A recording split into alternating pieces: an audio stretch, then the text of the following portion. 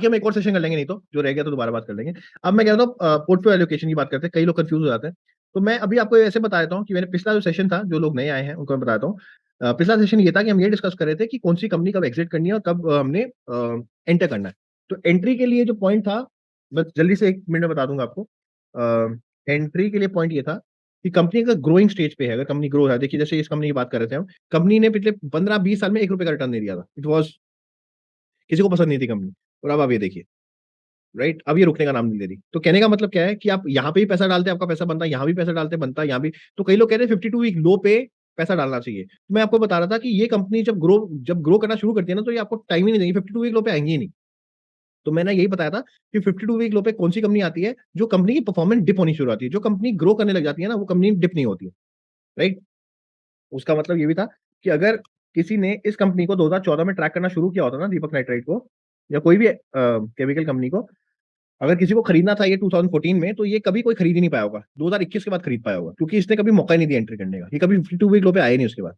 ये यहां से रैली करना शुरू किया था, और किसी ने कहीं भी एंट्री करी, सबके पैसे बने।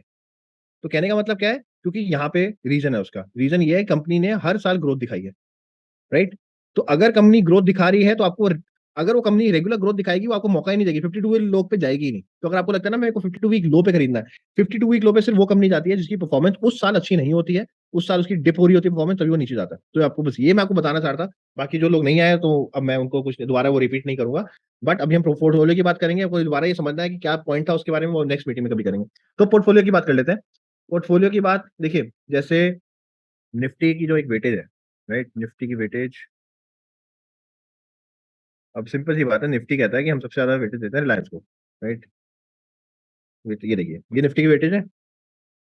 फाइनेंशियल सर्विसेज 35 है, राइट। इंफॉर्मेशन टेक्नोलॉजी को 13 है, ऑयल एंड गैस को 11 है, फास्ट मूव एफएमसीजी को 9 है। ये सारा आपके सामने है, ये वेटेज है। अगर आपको कभी कंफ्यूजन है, आपको लगता है कि नहीं मेरे को तो ऐसे करना है कि जहां पे निफ्टी के अकॉर्डिंग चलना है, तो आप ऐसा कर सकते हैं कि आप ये वेटेज भी देख सकते हैं।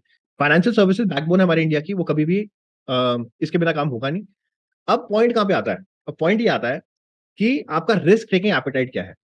रिस्क टेकिंग एपेटाइट, जैसे मैं आपको बताता हूँ, कल मैं बॉम्बे में किससे मिला था, very big guy, huge, 1000 crore, तो उनके पास कुछ मजाक ही नहीं है, पर वो स्मॉल कैप कंपनी में नहीं डालते पैसे।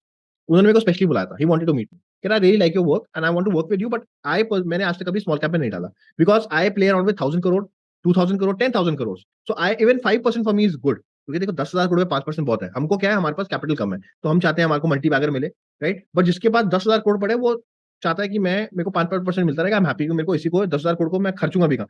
सो they are happy, okay. Now the point is, अगर आपको एक वेटेज बनाना है, तो पहली बात तो, अगर आपको कोई ज्यादा कंफ्यूजन नहीं चाहिए, this is the best thing, आप इसके अकॉर्डिंग बना सकते हैं, राइट। एनीबॉडी, इनको मुझे बोल रहा है, अच्छा, विद हुम, यार, द गाय इज लाइक, कौन है वो? द गाय वाज फ्रॉम, उनकी कंपनी है, अगले साल आईपीओ आ रहा है उनका, यानी कि ही वांटेड मी, वो कह रहे थे मैं ही आईपीओ निकाल लूं उनका। मैं कहा सर अभी इतना तो नहीं निकाल पाऊंगा, पर देखते हैं। Is into rubber, rubber manufacturing का काम है उनका, कन्वेयर बेल्ट्स बनाते हैं वो, कन्वेयर बेल्ट्स बनाते हैं, वेरी बिग गाय एक्चुअली। मैंने बॉम्बे में कभी इतना बड़ा घर नहीं देखा किसी का। तो बेसिकली कन्वेयर बेल्ट बनाते हैं, कन्वेयर बेल्ट हर जगह यूज होती है, उन्होंने मेरे को बताया था। जहाँ पे स्टील प्लांट भी होता है, स्टील प्लांट में बहुत यूज होती है उनकी, एक्सपोर्ट बहुत करते हैं। तो इसलिए बहुत, यानी उनका घर बहुत मैसिव था, उनके पास उस बिल्डिंग थी तकरीबन 22 फ्लोर की, उनके पास 15 अपार्टमेंट नहीं गए थे उसमें, and her apartment 8,000 square feet का था, तो मिनिमम साइज और 8,000 ह्यूज। एनीवेज, हम उसमें क्या बात करें, अपनी बात करते हैं ना, ओके। सो अगर आपको कभी वेटेज देखनी है, तो आप ये वेटेज देख सकते हैं। अगर आपको कंफ्यूजन है, this is the best way, अगर आपको लगता है ये कर सकते हैं। बट इसमें क्या होगा, इसमें आप निफ्टी के अकॉर्डिंग चलेंगे, इकोनॉमी के अकॉर्डिंग चलेंगे। बट यहाँ पे जो 35% जो वेटेज है, ये फाइनेंशियल सर्विस को दी गई है। बट इसमें देखिए, सबसे ज्यादा वेटेज आती है, आपके सामने है एचडीएफसी बैंक को, फिर रिलायंस है, फिर आईसीआईसी बैंक है, ये वेटेज है। अगर आपको लगता है कि आपको सेफ खेलना है, क्योंकि निफ्टी कहीं नहीं जाने वाला, अगर आपको लगता है सेफ खेलना है, तो आप ऐसे कर सकते हैं, आप पहला एचडीएफसी में पैसा डाल सकते हैं, रिलायंस में डाल सकते हैं, आईसीआईसी बैंक में डाल सकते हैं, इन्फोसिस में डाल सकते हैं, आईटीसी में। तो ये आप इजीली इसको आप कॉपी कर सकते हैं, अगर आपको लगता है, तो अगर आपको ये सेफ खेलना है, तो this is safe.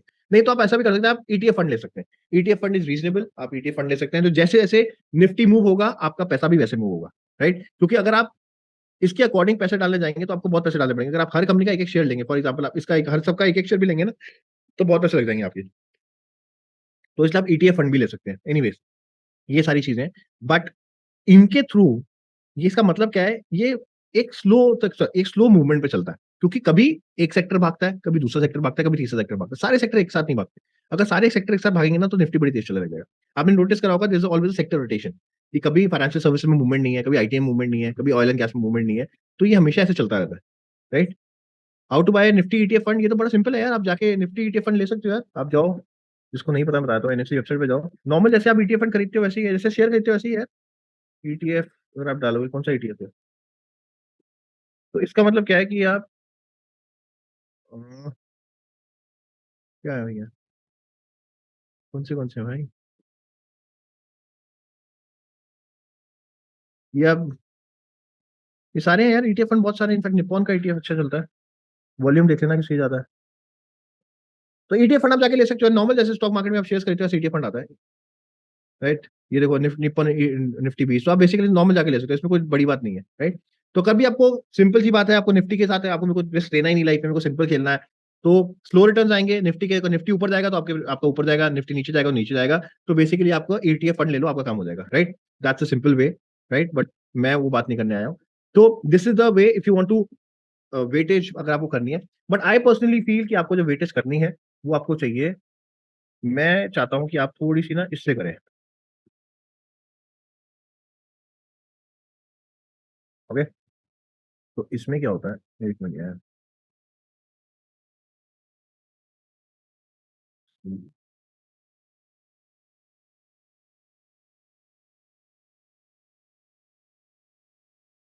Okay, I personally feel कि हर साल ना थोड़ा सा इसको अगर आप देखेंगे,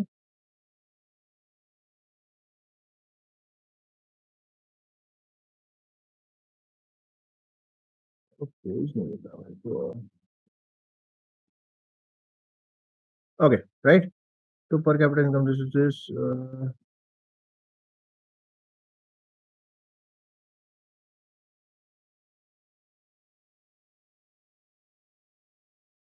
डिजिटल पब्लिक फंड, देखिए मैं आपको इसका ना थोड़ा सा, और मेरे को भी वो एक शायद वो मिल नहीं रहा, बट बेसिकली इसका मैं तो वैसे डायरी में ही बना रखा है, वो मैं आपको भेज दूंगा। नॉर्मली क्या है कि अगर आपको ये वाली वेटेज समझ नहीं आती, जो मैं ये वाली वेटेज है, तो आपने क्या करना है कि मैं क्या करता हूँ, मैं बेसिकली आई प्रेफर गवर्नमेंट के बजट को देखता हूँ कि गवर्नमेंट ने क्या बजट निकाला, क्या एलोकेशन है, कौन से सेक्टर को लेके, किस सेक्टर में कितना बजट आ रहा है, तो मैं उस सेक्टर की, क्योंकि देखिए आप यहाँ पे अगर आप देखेंगे ना, तो इसमें आप केमिकल्स में 0.36% है, आपको पता है सबसे बड़ा मल्टीबैगर सेक्टर केमिकल रहा है आज तक का, सबसे बड़ा।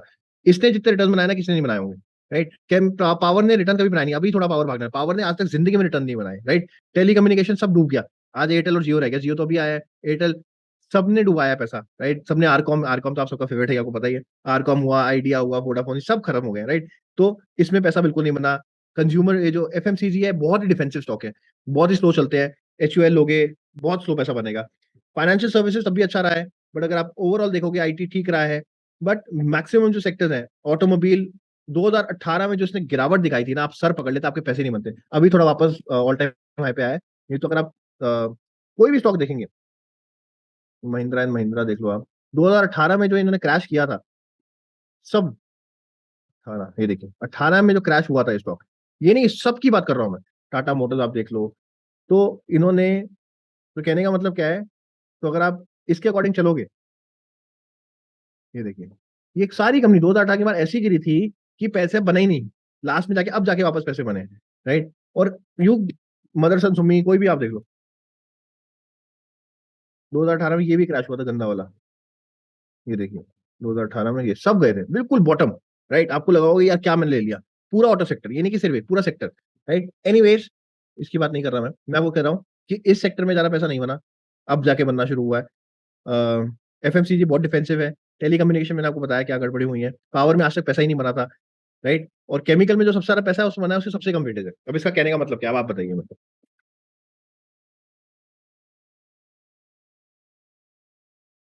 जो सबसे ज्यादा पैसा बन रहा है उसकी सबसे कम वेटेज है, तो अगर आप इसके अकॉर्डिंग चलेंगे तो मोटा पैसा तो नहीं बनने वाला, ये मैं आपको साफ बता रहा हूँ, राइट? इसमें अगर आप देखेंगे, अगर आप इसको एशियन पेंट्स को केमिकल में डालना चाहते हैं तो ठीक है, मैं मान सकता हूँ, पिडलाइट को डालना चाहते हैं मैं डाल सकता हूँ, बट अगर मैं ओवरऑल आपको बताऊं, जो रिटर्न्स जितने भी सेक्टर में बने हैं केमिकल सेक्टर में, वो मैं आपको भी पहले दिखा ही चुका, आपने देखा ही है, आपने, मैं हर बार दिखाता ही हूँ, ये दीपक नाइट्राइट, गाइल एमाई, आपको सबको ही पता है, ये सारी कंपनी ने बहुत मैसिव रिटर्न्स दिए हैं। तो कहने का मतलब क्या है कि आपको सिर्फ और सिर्फ ये वेटेज नहीं देखनी है, देखनी है, ये इंपॉर्टेंट, ऐसा नहीं है नहीं देखनी, इग्नोर तो बिल्कुल नहीं करना, अगर आपको इनमें चाहिए ना तो निफ्टी 20 ले लिया करो, बेस्ट है, राइट? ईटीएफ ले लिया, काम हो गया, निफ्टी 20 ले लिया, आईटी आईटी बीज लेना, आईटी ले लो, अगर आपको लगता है आईटी में डालना वो डाल देते हैं। नहीं तो मैं चाहूंगा आपको कि बजट का जो बजट होता है ना, कि किस सेक्टर में, जैसे ये मैंने आपको वेटेज दिखाई है कि फाइनेंशियल सर्विसेज में कितनी वेटेज निफ्टी की है। मैं चाहता हूं कि आप बजट को एनालाइज करें कि बजट में कौन से सेक्टर में सबसे ज्यादा पैसा आ रहा है, राइट। और उसके बाद ये नहीं कि जैसे ही आया हमने पैसा डाल दिया, नहीं, उसके बाद हमने एनालाइज किया कि क्या वो सेक्टर अच्छा है। कई सेक्टर देखिए, दो तरीके होते हैं, ये भी आपको समझना पड़ेगा। एक सेक्टर होता है गवर्नमेंट पैसा डालती है बचाने के लिए, और एक होता है सेक्टर को बढ़ाने के लिए। दोनों में बात अलग है, दोनों में दोनों में गवर्नमेंट पैसा डाल रही है, राइट। एक है सेक्टर को बचाने के लिए, एक है सेक्टर को बढ़ाने के लिए। इसका लाइव एग्जांपल क्या है? Yes bank. यस बैंक में पैसा डाला गया था बचाने के लिए। बात समझ रहे हैं आपको? उसको बचाने के लिए पैसा डाला गया था, किसी का पैसा बना नहीं। क्योंकि यस बैंक डूब ना जाए इसलिए गवर्नमेंट ने पैसा डाला, आरबीआई ने बोला कि पैसा इसको बचाना है, तो सारे बैंक में पैसा डाला, तो बचाया गया था उसको। तो ऐसे स्टॉक्स में पैसा नहीं बनता। गवर्नमेंट का बजट कई बार ऐसे सेक्टर में आएगा जो बचाने के लिए आया जाएगा। पर आपने देखना है जो बड़ा, जैसे डिफेंस को बढ़ाने के लिए बात हो रही है कि राइट, आपको रेलवेज को बढ़ाने के लिए बात हो रही है। जिस सेक्टर में बढ़ाने के लिए बात होगी उस सेक्टर में मोमेंटम आएगा, जिसमें बचाने की बात होगी उसमें पैसा नहीं डालो। समझ आ रहा है आपको मेरी बात? दोनों में डिफरेंस है। गवर्नमेंट दोनों आपको अरे सर गवर्नमेंट ने बजट बना दिया इसमें तो पैसा ही आएगा, नहीं नहीं नहीं नहीं। यस बैंक का एग्जांपल आपके सामने प्राइम एग्जांपल है, बचाने के लिए किया गया था, तो हर में नहीं करना, राइट। तो बचाने वाले नहीं है, बढ़ाने वाले सेक्टर में, जैसे डिफेंस में बढ़ा, डिफेंस को बढ़ाना है हमने, रेलवेज को बढ़ाना है, तो आपको दिख रहा है। और मैं आपको बता दूं सबसे ज्यादा बजट डिफेंस को दिया गया था, तो मैं वैसे ही बहुत बुलिश था। अब आप ये देखिए, कंपनी क्या कह रही है? Green hydrogen, right, green hydrogen को लेके, राइट, ये सब कुछ सामने सामने है। वो कह रहे हैं फॉसिल फ्यूल को हमने कम करना है, राइट, फॉसिल फ्यूल को कम करना है तो ग्रीन हाइड्रोजन। मैंने कल मेरे सेशन में बताया था green hydrogen can be the next big thing. Reason बताया था आपको, और ये भी बताया था कार्बन एमिशन कम करना है। कार्बन एमिशन क्यों कम करना है उसका भी रीजन है। आपको पता है कि यूएस में और यूरोप में कार्बन एमिशन टैक्स लग गया है, राइट।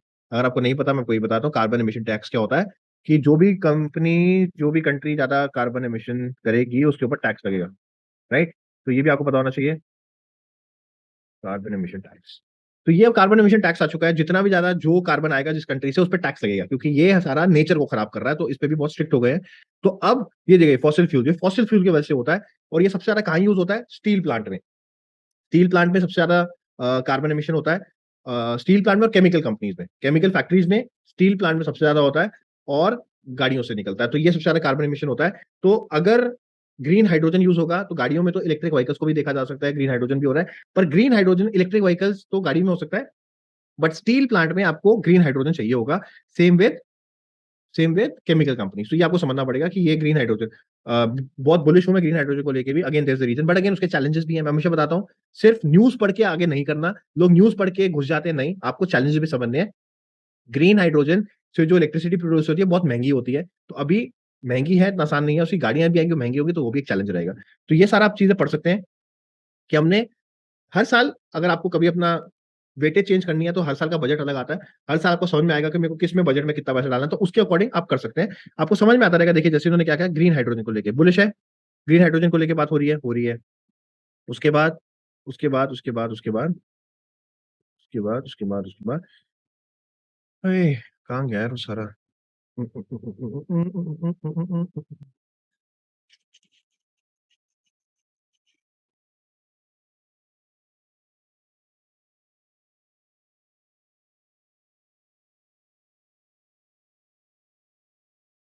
एनीवेज इसमें मेरे को जब मिलेगा मैं आपको बता दूंगा। अब कहने का मतलब ये है कि बजट को स्टडी कर सकते हैं।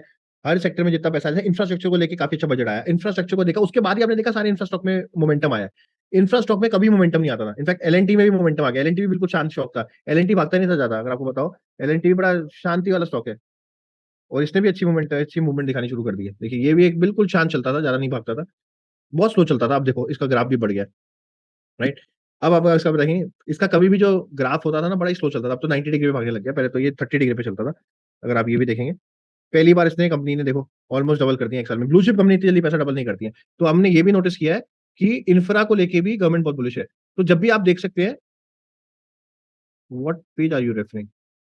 पेज, यार वो मेरे को नहीं पता कौन सा पेज है। I didn't get your question actually. Anyways, infrastructure को लेके बहुत अच्छा गवर्नमेंट ने बजट निकाला, डिफेंस को लेके निकाला, और आपका रेलवेज को लेके निकाला, और जल जीवन को लेके निकाला, जहाँ पे ये बताया गया कि बहुत सारी जगह पे पानी नहीं पहुंचता तो वहां भी पहुंचाया जाएगा। तो कहने का मतलब ये है कि अगर आप शफलिंग करना चाहते हो, अगर आपको वेटेज देनी है, तो वेटेज आप उसके दो दो तरीके हैं, निफ्टी की वेटेज आप ले सकते हो, अगर आपको वो लगता है ठीक, बिल्कुल ले सकते हो। बट उसमें मुझे कहीं मिसमैच लगता है, मुझे लगता है वो निफ्टी के लिए ठीक है, वो इकोनॉमी के लिए ठीक है, बट पोर्टफोलियो के लिए मुझे वो एडिक्वेट नहीं लगता। But again, I am not against it, अगर आप बिल्कुल पसंद करते करिए। मैं हमेशा बोलता हूँ कि गवर्नमेंट का बजट देखिए, उस साल का बजट देखिए, और उस बजट के अकॉर्डिंग जिसका सबसे ज्यादा बजट है, मैं चाहूंगा कि उसमें हमारी वेटेज अच्छी हो। But again, we need to understand कि वो जो बजट है वो बचाने के लिए है कि बढ़ाने के लिए, ये इंपॉर्टेंट पॉइंट है, राइट। सो उसके बाद आपने ये भी देखना है, फिर आपका रिस्क टेकिंग एपेटाइट क्या है। पेज यार वो मैंने ये खोला हुआ था यार, कौन सा है ये, आप देखिए, गवर्नमेंट की वेबसाइट है। एनीवेज, ये पेज वो है ही नहीं जो हमको चाहिए था, मिलेगा तो मैं आपको बता दूंगा। उसके बाद कहने का मतलब ये है कि हमने ये चीज देख ली है, अब हमको अपनी रिस्क टेकिंग एपेटाइट देखना है। जैसे मैं स्मॉल कैप की बातें ज्यादा करता हूँ, मैं रिस्क टेकिंग हूँ ज्यादा, बट मतलब ये नहीं कि आपने भी वो रिस्क लेना है। अब आपने डिफाइन करना है, राइट। दो तीन और तरीके बता रहा हूँ। कई लोग कहते हैं मुझे कैपिटल बढ़ानी है, कैपिटल बढ़ानी है, तो अगर हम 26% अगर हम एक स्टॉक से कमाते हैं, राइट, उसको हम बेच देते हैं, राइट, और वही पैसा हम दूसरे स्टॉक में लगाते हैं, दोबारा 26% कमाते हैं, बेच देते हैं, और तीसरे स्टॉक में दोबारा 26% कमाते हैं, तो हमारा पैसा डबल हो जाएगा। यानी कंपाउंडिंग रेट से अगर हम 26% के हिसाब से करते हैं, तो 3 बारी में हमारा पैसा डबल हो जाता है, राइट। तो कहने का मतलब ये है, आप ऐसा भी कर सकते हैं, आप स्मॉल कैप कंपनी में जाइए, कौन सी कंपनी में जाना है जिसके रिजल्ट्स अच्छे आए हैं, और जिसके रिजल्ट्स बहुत अच्छा है। बहुत अच्छे का मतलब क्या होता है, मैं ये बताता हूँ। बहुत अच्छे रिजल्ट्स का मतलब, ये भी आप समझ लीजिए, बहुत अच्छे रिजल्ट्स का मतलब क्या होता है, आउटस्टैंडिंग रिजल्ट्स का मतलब। तो इस कंपनी में मैं हमेशा एक्सपेक्ट करता हूँ कि ये कंपनी 20-30% इस क्वार्टर में भाग सकती है। ये मेरी एनालिसिस एनालिसिस आप बोल सकते हो। कहने का मतलब क्या है, इसकी बात करते हैं। इस कंपनी ने कितनी अच्छी रैली दी, इस कंपनी ने अच्छी रैली दी है, देखिए, ऑलमोस्ट ऑलमोस्ट डबल हो गया, राइट। क्यों हो गया, लेट्स सी। इस कंपनी के आउटस्टैंडिंग रिजल्ट है। आउटस्टैंडिंग का मतलब क्या है, आउटस्टैंडिंग का मतलब ये है कि आज तक का सबसे बढ़िया रिजल्ट। इसने आज तक 138 करोड़ नहीं दिखाया था, पहली बार है, सबसे बढ़िया रिजल्ट है। बात समझ रहे हैं मेरी बात। कहने का मतलब क्या, आउटस्टैंडिंग का मतलब कि मैं क्लास में फर्स्ट तो आता था, पर मेरी 95 आती थी, इस बार मेरी 99% आई है, इस बार मेरी बेस्ट परसेंटेज आई है आज तक की। तो कहने का मतलब है, ये मेरे लिए आउटस्टैंडिंग रिजल्ट है, मैं कभी भी इतना नहीं आया। बट ये देख लीजिए, यहाँ पे इसने 133 है, ओके, ये 138 है, बट इतना बड़ा राइज नहीं है जो मेरे को चाहिए। बट ओवरऑल आउटस्टैंडिंग है कि बस बेस्ट है। अब मैं आपको दो चार चीजें मैं क्यों बताना चाह रहा हूँ कि यहाँ पे मैं एक्सपेक्ट करता हूँ कंपनी उस क्वार्टर में 20-30% भाग सकती है। कभी भी कंपनी अपने आज तक के बेस्ट रिजल्ट दिखाएगी ना, आप देखिए उसके अंदर बड़ी अच्छी रैली आएगी। एक आपको ये दिखाता हूँ, इसकी बात करते हैं। इस कंपनी ने बड़े अच्छे रिजल्ट दिखाए हैं, देखिए कितना अच्छा भागा है। क्यों भागा है, इस कंपनी ने आज तक के अपने बेस्ट रिजल्ट दिखाया, एंड बाय फार। सीधा यहाँ पे ऑलमोस्ट इस रेंज में घूमता रहा, सीधा मैंने कहा 65 करोड़, राइट, डबल। उसके बाद उससे भी डबल, उसके बाद जब ये 3 क्वार्टर में लगातार, यानी कि एक बार मैं 50 में, मैं एक प्लेयर था, मैं 30-40 बनाता था, मैं 100 नहीं पहुंच पाता। इस बार मैंने सीधा 150 बनाए, राइट। तो भैया मेरे को तो टीम में सिलेक्शन तो हो ही गया। अगली बार मैंने डबल 100 बना दिया, उसके बाद मैंने ट्रिपल 100 बना दिया, राइट। तो मैं रुक ही नहीं रहा हूं, मेरी परफॉर्मेंस दिन ब दिन अच्छी हो रही है। तो उसके बाद क्या है, मेरा स्टॉक प्राइस वैसे ही भागेगा। बात समझ में आ रही है आपको मेरी। तो यानी कि आउटस्टैंडिंग रिजल्ट का मतलब क्या है कि मेरा आज तक का बेस्ट रिजल्ट आया है, और अगर मेरा 3 क्वार्टर मैं अपने रिजल्ट को ही तोड़े जा रहा हूं, तो मेरे को मैं 100%, मैं उस पर्टिकुलर 3 या 6 महीने में डबल भी कर सकता हूँ स्टॉक का प्राइस। मैं आपको लिख के दे रहा हूँ, कोई भी आप देख लेना, ये हर जगह हुआ होगा। बात समझ रहे हैं। सो ये आपको मैं सिंपल सी चीज बता रहा हूँ, जो मैं, और ये मेरी ऑब्जर्वेशन रही है हमेशा। और ये आप ये नहीं, किसी भी स्टॉक में आप देख लीजिए, ये नहीं कि मैं जो दिखा रहा हूँ, आप कोई भी स्टॉक बताएंगे उसके अंदर रैली आई होगी, अगर उसके ऐसे आउटस्टैंडिंग रिजल्ट आ रहे हैं। और कितना, किसने बोला, बिरला केबल बोला, चलो देख लेते हैं बिरला केबल। बिरला केबल देख लेते हैं, बिरला केबल में क्या हुआ भैया बताओ, राइट। अब ये देखते हैं बिरला केबल। अभी अगर आप कह रहे हैं तो मेरे को अच्छे रिजल्ट्स हैं, बट अगेन, मेरे लिए ये, अगर ये 15 करोड़ होता तो मेरे को और अच्छा लगता, 16 होता तो मेरे को और अच्छा लगता, और 16 होता तो मुझे लगता है और भागता है, राइट, क्योंकि इसने पिछले से ही पिछले अच्छे रिटर्न दिया, और सेल्स इसकी डिप हुई है, राइट। बट अगर ओवरऑल देखा जाए, एनुअल की बात करी जाए, तो यहाँ पे अच्छा लग रहा है, राइट, क्योंकि एनुअली हर जून में ये 3-3 करता था, 12 करा, तो देखा जाए बहुत अच्छा है, राइट। तो इसकी अच्छी परफॉर्मेंस आई भी होगी, देखो, लेट्स सी।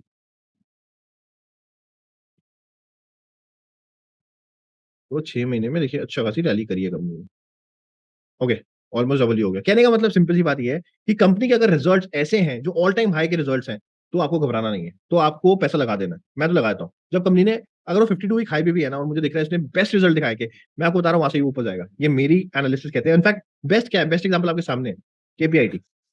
ये कंपनी को जेपी मॉर्गन ने भी बोल दिया ये कंपनी गिरेगी, ये गिरती नहीं कंपनी, ये कंपनी गिरती ही नहीं है, और ये आज भी अपने ऑल टाइम हाई पे है। क्यों है, अब देख लेते हैं। कंपनी ने हर बार अपने रिजल्ट्स को बेटर कर जा रही है। 134 करोड़ इसने आज तक नहीं दिखाया था, राइट। देखिए, 84 से 104, 112, 134, जितना ये इंप्रूव करे जा रहा है, इसका ग्राफ और ऊपर जाया जा रहा है। जैसे ये डाउन जाना शुरू होगा, इसका ग्राफ। और ये आपके सामने एक और एग्जांपल है जो मैं हमेशा बताता भी हूँ, टाटा एलेक्सी, राइट? ये भी कंपनी वन साइड रैली करती थी, वन साइड रैली करती थी। यहाँ पे क्या हुआ, यहाँ पे क्यों गिरा? क्योंकि इसका प्रॉफिट यहाँ पे डिप होना शुरू हो गया 185 से 174, अब ये बिल्कुल वही रेंज पे है। ये अगर यहीं से 195 होता, 205 होता, तो ये भागते रहता, बट अब ये नीचे आ गया। तो कहने का मतलब ये है कि अगर स्टॉक ऊपर जा रहा है तो उसके बाद रीजन है ऊपर जाने का, और ये आउटस्टैंडिंग रिजल्ट है। तो अगर आपको कभी 26% रिटर्न चाहिए किसी कंपनी से, ये मैं आपको वैसे बता रहा हूँ 26%, तो एक स्मॉल कैप कंपनी में अगर आउटस्टैंडिंग रिजल्ट आते हैं, यानी जैसे मतलब ऑल टाइम हाई आते हैं, तो मेरे एनालिसिस कहते हैं वो 15, 20, 26% वो भाग सकता है, राइट? 26% भाग सकता है। और अगर आप 3 बार किसी कंपनी में 26% बनाते हैं तो आपका पैसा डबल हो सकता है। तो अगर आपका कहने का मतलब क्या है, अगर आपको कैपिटल बढ़ानी है और सेफ कैपिटल बढ़ानी है, अच्छे रिजल्ट्स देखे, आपने क्या किया, उसे पैसा डाला, 26 नहीं, 25%, 20% आपने लिया, निकाला, दूसरी कंपनी ढूंढी जिसके भी रिजल्ट आउटस्टैंडिंग है, उसमें डाला, 20% कमाए। ऐसे कर करके आप अपनी कैपिटल को बढ़ा सकते हो और सेफ है, राइट? क्योंकि अगर रिजल्ट अच्छे हैं तो कंपनी ऊपर ही जाती है, राइट?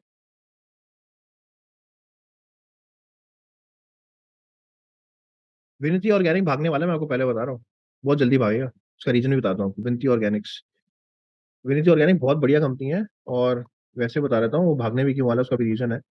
एक तो इसके थोड़े से अभी दिन अच्छे नहीं गए, थोड़े दिन से थोड़े रिजल्ट खराब है, देख रहे हैं हम, थोड़ी सी स्टैग्नेंसी आ गई है कंपनी के अंदर। बट आपको मैं एक चीज दिखा देता हूँ विनती ऑर्गेनिक्स में, जो मैंने भी नोटिस करी थी, मुझे नहीं पता आप देखते हैं नहीं देखते। इसकी वॉल्यूम्स और इसकी जो डिलीवरीज हैं बहुत हाई है। डिलीवरी कितनी है इसकी?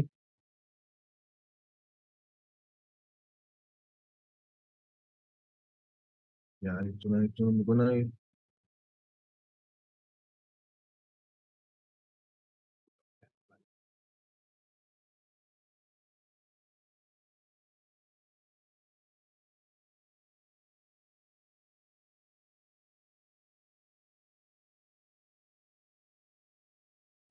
डिलीवरी कहाँ देख देते हैं, मैं कहाँ भूल गया। डिलीवरी डिलीवरी सर वहीं पे नीचे परसेंटेज डिलीवरी ट्रेडेड 67। 67 है, नीचे नीचे मेरे को दिख क्यों नहीं रहा वो? और नीचे ये देखो, परसेंटेज ऑफ डिलीवरी क्वांटिटी अच्छा, ट्रेडेड देखा, मेरे को दिख नहीं रहा, सामने तो है। हाँ, तो ये जो है ना, मैंने पिछले कुछ टाइम से नोटिस कर रहा हूँ, इसकी 85, 90, 90, 95% जाने लग गई है। तो इसको देखिए, एनएससी पे देखते हैं इसको। एनएससी पे अगर हम देखेंगे, एनएससी पे ज्यादा वॉल्यूम होती है, तो एनएससी पे देख लेते हैं।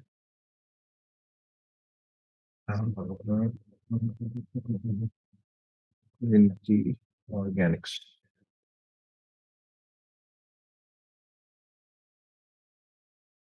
हम्म, भैया डिलीवरी बता दो यार, मैं काम आज कहाँ चला जाती है मेरी आंखें। ये था ना, ये रहा 90%, देख रहे हैं आप, 90% है। तो जब भी एक कंपनी में 90% डिलीवरी होने लग जाती है ना, इसमें कुछ बड़ा होने वाला है, कोई बड़ा माल उठा रहा है। बात समझ रहे हैं मेरी बात? समझ आ रहा है आपको मेरी? तो मैं आपको वैसे बता रहा हूँ कि ये कुछ होने वाला है, इसमें पहले बता रहा हूँ, फिर आप बोलोगे इन सर बताते नहीं हो। मैं बता रहा हूँ आपको।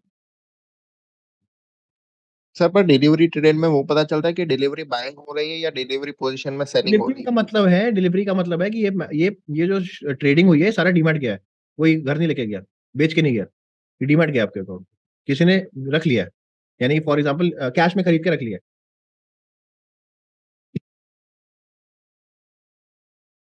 समझ रहे हैं बात को? कि अगर 1 लाख शेयर ट्रेड हुए हैं, 91,000 डिलीवरी गई, यानी कि आपके डीमैट अकाउंट में गए हैं, ट्रेडिंग नहीं हुई, यानी कि बेचा नहीं किसी ने, घर ले गए। And this is not promoter buying. Sorry, This is not promoter buying. No no, this is like a trading, यानी कि किसी वो गया। अब नॉर्मली क्या होता है, जब किसी के पास अच्छी खासी न्यूज होती है, बहुत लोग यार न्यूज होती हैं जो बड़े होते हैं ना, तो क्या होता है, नॉर्मली कभी बोनस आने वाला होता है। मैंने बड़ी बार नोटिस किया, एस्ट्रल में एक बार बोनस आने वाला था, बड़ी अच्छी डिलीवरी हो रही थी रेगुलर, तो मैंने भी ले लिया। तो अगले थोड़े दिन बाद पता चला बोनस आ गया उसके अंदर। तो कभी स्प्लिट आ जाता है, कभी कुछ कुछ बड़ी न्यूज आने वाली होती है, तो जब डिलीवरी रेगुलर बड़ी अच्छी हो रही होती है ना, तो कुछ बड़ा होने वाला होता है। ये मेरी आज तक की ऑब्जर्वेशन है। और वैसे भी कोई इंसान इतना ले रहा है तो अच्छी चीज ही हो रही है, कोई टेंशन नहीं। और वैसे भी पहली बात, अगर अच्छी कंपनी है तो मुझे I don't mind even holding it, it's very good company, को दिक्कत नहीं। अभिषेक भाई, आई हैव अ क्वेश्चन। हाँ अगर जी, कोई एफ एंड का शेयर होता है, मतलब ऐसी कंपनी की जो एफ एंड में भी ट्रेड होता है, और उसमें ये जो डिलीवरी है, तो उसमें भी प्योर डिमेट में ही होगा, क्योंकि उसमें एफएनओ वाले आ ही जाते हैं, एफएनओ वाले आ ही जाते हैं इसमें। हाँ बताओ, बताओ बताओ क्या बोल रहे हो? उसमें जो डिलीवरेबल है, उसमें कैसे पता चलेगा कि कहाँ पे किसका सेटलमेंट हुआ है, मतलब whether it is been traded in terms of share या F&O का भी settlement हो सकता है। इसमें एफएनओ का नहीं आता। नहीं, विनती की बात नहीं कर रहा हूँ मैं, पर्टिकुलर F&O में अगर कोई पोजीशन एक्वायर कर रहे हैं उसमें डिलीवरी बढ़ रहा है तो कैसे पता चलेगा? एफएनओ में डिलीवरी बढ़ेगा कैसे पता चलेगा? यार वो तो फिर आपको ओआई देखना पड़ेगा ना, सारा जो ओपन इंटरेस्ट आता है उसी से पता चलेगा आपको कितना चल रहा है। वो तो सारा ओआई देखी जाएगा आपको एनएससी की वेबसाइट पे। ऑप्शन चेन देखते हो ना आप? मैं पर्टिकुलरली मुझे ये देखना है कि जैसे आपने विनती में कैसे बताया कि उसकी डिलीवरी बढ़ रही है, मतलब किसी कोई बड़ा न्यूज आने वाला, लोग उसको एक्यूमुलेट कर रहे हैं, हम्म। तो वैसे ही सपोज ऐसा कोई शेयर है जैसे रिलायंस है या कोई ऐसा शेयर है जो F&O में भी ट्रेड हो रहा है, तो उसमें कैसे पता चलेगा? फिर आपको देखो मैं बताता हूँ। एफएनओ एक अलग चीज है। F N O is all about option chain. आपको ऑप्शन चेन पढ़नी पड़ेगी, क्या चल रहा है ऑप्शन चेन में, राइट? आपको ये सारा ऑप्शन चेन में जाना पड़ेगा। आप पढ़ते हो ना ऑप्शन चेन? हाँ हाँ, तो इसका तो ओपन इंटरेस्ट है, तो बेसिकली ये तो कॉन्ट्रैक्ट्स हैं पर एक्चुअली। मैं F&O की बात नहीं कर रहा हूँ, मैं पर्टिकुलर स्टॉक की बात कर रहा हूँ। हाँ नहीं, स्टॉक की बात कर रहे हैं। मेरे को दोबारा क्वेश्चन समझाइए दोबारा। स्टॉक की बात कर रहे हैं, क्या कहना चाह रहे हैं आप उसमें? जैसे आपने विनती ऑर्गेनिक्स में डिलीवरेबल्स दिखाया कि उधर डिलीवरी वॉल्यूम के साथ डिलीवरी भी बढ़ रही है, हाँ जी, हाँ जी, हाँ जी। तो ऐसा कोई स्टॉक है जो F&O में भी ट्रेड होता है? मैं ट्रेडिंग साइड की बात ही नहीं कर रहा हूँ, I'm not अच्छा a अच्छा, trader। ठीक है, ठीक है, ठीक है, ठीक है। तो मुझे उसमें जानना है कि पर्टिकुलर वो स्टॉक में अगर मुझे पैसा लगाना है तो उसकी डिलीवरी बढ़ रही है, तो यही से अपने को पता चल जाएगा जैसे आपने हाँ विनती। हाँ हाँ। तो दीपक नाइट्राइट भी एफएनओ का स्टॉक है। नवीन फ्लोरिन भी है, उनका भी आप देख सकते हो एक्चुअली। अब नवीन फ्लोरिन का आप देखो, नवीन फ्लोरिन ने पिछले हफ्ते फ्राइडे को अच्छा खासा लोअर सर्किट मारा था, राइट? उसके बाद क्योंकि एफएनओ का स्टॉक है तो एफएनओ में लोअर सर्किट लगता नहीं है, वो खुल जाता है। तो अगर आप देखेंगे इसकी डिलीवरी देखें आप, कितनी हुई है डिलीवरी? 37। राइट? तो ये अभी नहीं है, लोग सेलिंग ज्यादा हुई है, राइट? और वैसे अगर आप देखेंगे ना, इसकी ना पूरी वो भी आती है। अगर आप पूरे 6 महीने की भी आप देखना चाहें ना, पूरी लिस्ट आ सकती है डिलीवरी की, आपको समझ में आ जाएगा। ये तो मैंने आपको एक दिन की दिखाई है। अगर आप पिछले एक हफ्ते की भी देखेंगे ना, आपको सारी डिलीवरी मिल जाएगी और आपको पता चल जाएगी कंपनी में क्या चल रहा है। तो उससे भी आपको पता चल जाता है कंपनी हो क्या रहा है। ओके। फाइन ऑर्गेनिक, सिकाची होल्ड करो, बिल्कुल होल्ड करिए, बहुत अच्छी कंपनी है, दोनों बहुत अच्छी कंपनी, होल्ड करो, होल्ड करो। ओके, तो मेरा कहने का मतलब क्या था कि मैं पोर्टफोलियो कैसे बनाता हूँ कि बजट को मैं देखता हूँ, उसके अकॉर्डिंग मैं लेता हूँ। उसके बाद अगेन ये मेरा तरीका है कि बजट को अलॉटमेंट देने का, कि अगर गवर्नमेंट का सबसे ज्यादा बजट है डिफेंस को लेकर, तो मैं चाहूंगा कि मेरा डिफेंस में ज्यादा बजट हो। अगेन ऐसा नहीं कि मैं सब कुछ ही डाल दूंगा, बट हाँ मैं चाहूंगा कि उस प्रोपोर्शन से डालूं, कि 20% डाल दूं, 25% डाल दूं। तो मैं ये चाहूंगा। और अगेन मैं स्मॉल कैप में ज्यादा डालता हूँ, बट ये आपको रिस्क देखना है कि आपका रिस्क टेकिंग एपेटाइट क्या है। अगर आपको सेफ खेलना है तो एचसीएल बड़ी अच्छी कंपनी है। अब तो मैजगॉन भी लास्ट कैप बन चुके हैं, मैजगॉन में डालो। गार्डन रीच छोटी छोटी है, मत डालो। तो पॉइंट क्या है, कंपनी मैं आपको बताऊंगा, large cap, mid cap, small cap. Now risk taking appetite आपका है, अब आपने देखना है। एचएएल बहुत ही सेफ कंपनी है। भारत इलेक्ट्रॉनिक्स, तो जो कंपनी जो सेफ है ले लो, कोई टेंशन नहीं है। बट मैं आपको बताता हूँ कि दिक्कत किसी कंपनी में नहीं है, एक्सपेक्टेशन सही होनी चाहिए। लार्ज कैप कंपनी थोड़ी स्लो चलती है, तो अगर आपकी एक्सपेक्टेशन सही रहेंगी तो आपको दिक्कत नहीं होने वाली। तो एक्सपेक्टेशन रखना कि हाँ मेरे को साल में 20% मिले, 15% मिले, 10% मिले, ये ऐसे चलेगा। अगर आप सोचो मेरे को एक साल में 4 गुना मिलेगा, ऐसा नहीं होने वाला। फिर आपको रिस्क ज्यादा लेना पड़ेगा, और वो रिस्क का मतलब क्या है कि वो नीचे भी चली जाती है, कई बार -20, -30 भी दे सकती है एक साल के अंदर। वो आपको देखना पड़ेगा। बट अगेन मैं यही बता रहा हूँ, ऑर्डर बुक अगर आप चेक करते रहोगे तो आप गलत कंपनी में नहीं फंसोगे। रिजल्ट अगर आप चेक करते रहोगे आप नहीं फंसोगे। और अगर आपको दिखेगा कंपनी के रिजल्ट डाउन जा रहे हैं तो आप एग्जिट मार सकते हो। यही मेरी एग्जिट स्ट्रैटेजी होती है। और अगर कंपनी ग्रो करती रह रही है और हर क्वार्टर में ग्रो कर रही है, तो बिल्कुल उसको बेचना मत। वो पैसा आपको मल्टीप्लाई करती रहेगी, करती रहेगी, करती रहेगी। और जहां आपको देखेगा कि ग्रोथ नहीं हो रही रिजल्ट्स में, तब आप बेच सकते हो। सिंपल सी बात है। समझ आ रहा है आपको मेरी बातें? कि मेरा बेटा ऐसे करता था, मेरे को भी याद पड़ गया। आपको मेरे को समझ में आ रहा है? इसे पापा थम्स अप और thumbs down. If you don't understand please thumbs up. So I am asking you, are you getting my point? चलो, थैंक यू वेरी मच। सो कहने का मतलब ये है कि आपने क्या करना है, आपने पोर्टफोलियो, यानी कि 2 पोर्टफोलियो मैंने आपको बताया वेटेज के हिसाब से। एक आप निफ्टी का कॉपी कर सकते हैं, आपको बता दिया फाइनेंशियल सर्विसेज में क्या है, बाकी सब में क्या है। एक आप बजट देख सकते हैं, राइट? कि बजट से ना आपको सेक्टर रोटेशन भी समझ में आ जाएगा, राइट? कि सेक्टर में कौन सी रोटेशन हो रही है। और दूसरी बात क्या है, एक चीज आप और देख सकते हैं, इंडाइस। तो इतनी सारी चीजें है ना, कितनी चीजें समझाऊं आपको।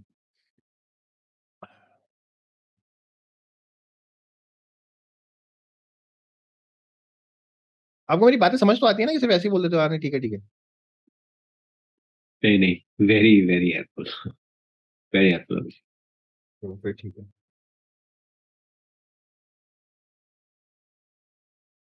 इंडाइसेस पे जाएंगे।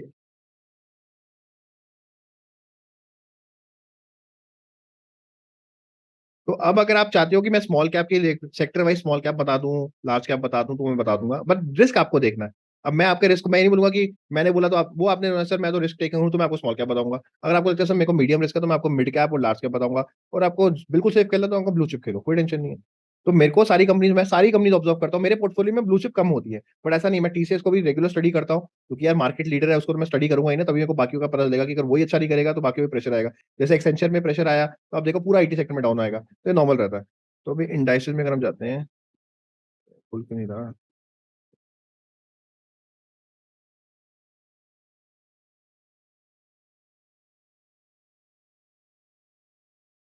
और एक चीज जो मैं आपको हमेशा बताता हूँ, थोड़ा ये भी देख लिया करो यार, ये एक साइट है आईपीएफ जो बताता हूँ, इसको स्टडी करते रहा करो, इसमें रेगुलर न्यूज आती है, ये देख लिया करो। क्रेडिट कार्ड स्पेंडिंग, ये देखिए आज की न्यूज है ये, राइट, गवर्नमेंट अप्रूव 6, ये देखिए अब आपके सामने टेक्स्ट है, ये सारी चीज अगर आप पढ़ते रहोगे ना तो ये रेगुलर न्यूज आती है। हम्म, इससे ना आपको पूरे सेक्टर के बारे में पता लगेगा, हो जाएगी देखिए, ये आज की है 27, ये क्योंकि अब मार्केट बंद था 2 दिन। Credit card spending among Indians rose, देखिए अब credit card spending SBI card पे आप फोकस कर सकते हो, देखिए ये चीज एक न्यूज है, ये एक रिपोर्ट है, ये रिपोर्ट एक बिल्कुल सही जगह से रिपोर्ट आई है। अगर आप ये देखते हैं कि इसका मतलब क्या है, दूसरी बात है, फेस्टिव सीजन आ रहा है, दिवाली आ रही है, आपको तो दिवाली में लोग यार पैसा नहीं भी होता, क्रेडिट कार्ड बहुत खर्चते हैं, तो क्या होता है क्योंकि वैसे एचडीएफसी नंबर 1 प्लेयर है, आईसीआईसीआई है, but listed player SBI card है, तो एसबीआई कार्ड को आप रिडार पे रख सकते हो और अच्छे रिटर्न वो दे सकता है, अच्छे लेवल्स पे पड़ा है, राइट। तो ये आपको समझना पड़ेगा। Credit card spending among Indian rose to this government approves 18 R&D project of technical textile work, अब आप देखो टेक्सटाइल इंडस्ट्री पे भी फोकस कर रहे हैं, तो आपको समझ में आएगा गवर्नमेंट के इनिशिएटिव्स क्या है, गवर्नमेंट क्या कर रही है, गवर्नमेंट में कहाँ पे पैसा डाल रहा है, आपको आइडिया लग जाएगा। Residential sales in India poised to breach decadal high this year, यानी कि पिछले 10 साल का वो रिकॉर्ड तोड़ रहा है। तो इसका मतलब क्या है कि आपका रियल एस्टेट सेक्टर पे भी आप फोकस कर सकते हैं, फाइनेंशियल सेक्टर पे, क्योंकि घर लिया जाता है, मैक्सिमम लोग लोन पे लेते हैं, ऐसा कोई खरीदते नहीं है, तो लोन लेना ही पड़ता है, तो ये भी है। तो ये चीज आपको, ये देखो रिपोर्ट्स पढ़ते रहोगे ना तो आप स्टॉक मार्केट से और थोड़ा सा क्लोजली रहेंगे। India is best bet in emerging market से, ये देख लीजिए आप, ये भी आपके लिए अभी आपको लग रहा होगा कि आपको बिक रहा है, आपने बेचना है, तो इसको पढ़ लिया करें। India showcase thriving coffee industry at the world coffee conference, अच्छी, ये भी देख लो, टाटा कॉफी अच्छी कंपनी है। About 17.7 lakh people benefit from public sector, okay, right. So these are the things stuck in LIC. LIC, अब एलआईसी तो सर, एलआईसी तो सिंपल सा, उसका तो कहानी यही है कि जिंदगी के साथ भी जिंदगी के बाद भी है, तो बाद भी चलता रहेगा, आपकी क्या टेंशन है, उसका तो स्टेटमेंट यही है, जिंदगी के साथ भी बाद भी, तो रखो इसको, कोई टेंशन नहीं। क्या देखो, ये कंपनी ना बहुत टेंशन वाली होती है, मैं तो लेता नहीं ना, मैं इसको रेकमेंड करता हूँ। इनफैक्ट जब ये आईपीओ आता था ना, मैंने सबको मना कर दिया, मैंने एक वीडियो बनाया था, मैंने कहा मत लेना एलआईसी का, पर अब ले लिया लोगों ने। सर हाँ जी, ग्रेट मॉर्निंग सर, मेरे को ये पूछा था, ये नाइका को लेके क्या विजन का, मतलब मैं भी थोड़ा उसमें चेक करते रहता, बट बहुत पहले से इन्वेस्ट किया हुआ है, तो ओके। मतलब पोर्टफोलियो में है, जब से है शुरू से। नाइका, नाइका, चलो नाइका भी देख लेते हैं। नाइका कंपनी तो अच्छी है, वैसे कोई दिक्कत तो नहीं है, बिजनेस तो अच्छा है, बट वही है ना, स्टार्टअप में क्या होता है, एक तो लार्ज कैप कंपनी है, पी रेशो बहुत बढ़िया, देख लो आप, ये पी रेशो चाहिए मुझे, 2,500 का पी रेशो, ऐसी कंपनी खरीदनी नहीं चाहिए मेरे भाई, 2,500, मैंने जिंदगी में ऐसा पी रेशो नहीं देखा। बताओ क्या ग्राफ है, राइट। के बाद कंपनी की ग्रोथ हो रही है, कंपनी ग्रो नहीं कर रही ना मेरे, अब देखो जब तक ग्रो नहीं करेगी,